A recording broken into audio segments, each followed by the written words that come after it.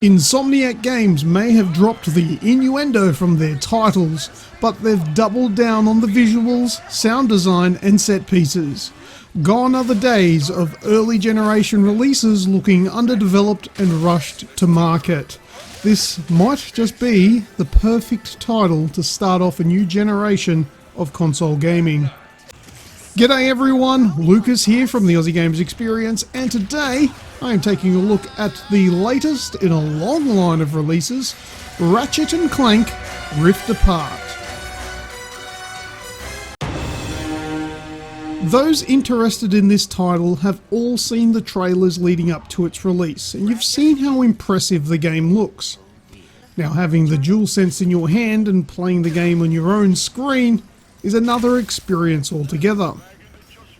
The textures and model designs are excellent and capture a vibrant, exciting and alive environment to play in.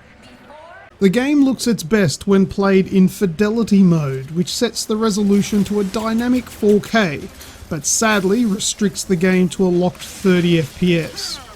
Some may prefer this mode, but when there's an option to drop the resolution and experience 60 FPS, it's really hard to keep it at that 4K. There are two performance modes though. One offers you ray tracing and all the fancy lighting effects, but drops the resolution down to 1080p. And the other foregoes the fancy lighting features and targets a higher resolution while keeping the frame rate at 60 FPS. My personal preference was to keep the fancy lighting and all of those effects and deal with the 1080p, which, mind you, still looks pretty good by today's standards. Just don't look at the higher resolution side by side, because it'll make the decision really hard. But then I suppose once you feel that 30 FPS, you'll probably switch it to Performance RT mode as well. The game's performance is rock solid. Whether you go for the higher resolution at 30 FPS or the lower resolution at 60 FPS, the game keeps its promise with stutter-free gameplay and no loading screens that take you out of the game.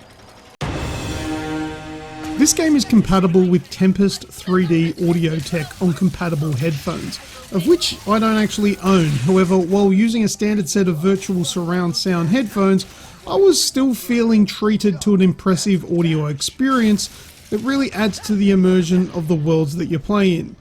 While playing on loudspeakers, the DualSense also gets in on the action by providing extra sound effects to give you a little more of that surround feeling. What we have here is rich with Ratchet and Clank DNA from the games of the past that we all know and love. Combat is responsive and intuitive, running and gunning down enemies is fast and fun, while using a slew of amazing weapons that are made available quite generously early on in the game. Adaptive triggers on the DualSense controller adds a level of ease when using secondary abilities of some of the weapons, and offers more control over what you want to do without having to switch over different buttons on the controller. The DualSense also offers some of the most subtle sensations during gameplay that may even go unnoticed, but subconsciously is very well appreciated. There's also a healthy amount of gameplay variations to break up the usual running and gunning. There are mounts that you can ride which will assist with travel over deadly waters or will help you fly to unreachable biomes, and there's also mini games that are required to move forward. Like this one, have a look, this is actually like a Clank version of Lemmings.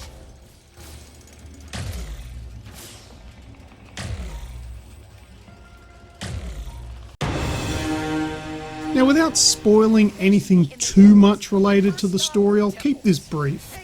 The evil Dr. Nefarious is at it again, and this time he has caused a rift between dimensions, which is causing a dangerous instability. It's up to you, playing as Ratchet and Clank, as the heroes they are, to stop Dr. Nefarious and restore the dimensions to their previous states.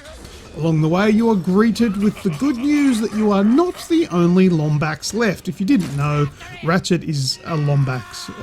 It's a fictional character. That's what animal he is. But anyway, you will meet a female counterpart known as Rivet.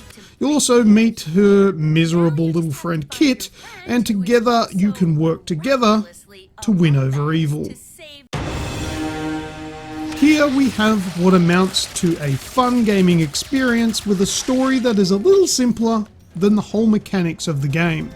Rifting and fast travelling during combat is seamless and all without any load screens like we had in the past. Rift Apart has been masterfully crafted and seems to take full advantage of the PlayStation 5's new hardware. There's not a lot to complain about here, but there is one blemish, but I guess it's probably not the game's fault, but it's the price. It's just too damn high. While you can get a sub $100 Australian dollar price if you go for a physical copy of the game, the digital standard edition on the store is going to set you back $125. This price is something that was previously reserved for a deluxe edition that came with extras. Instead, you get the standard edition. Overall, Ratchet & Clank Rift Apart is a great experience for a near-launch title that most will appreciate. Thank you very much for watching to the end of this video. While you're there, go ahead and click the like and subscribe button if you haven't already done so. That's all for now. I am Lucas, and until next time, I will see ya!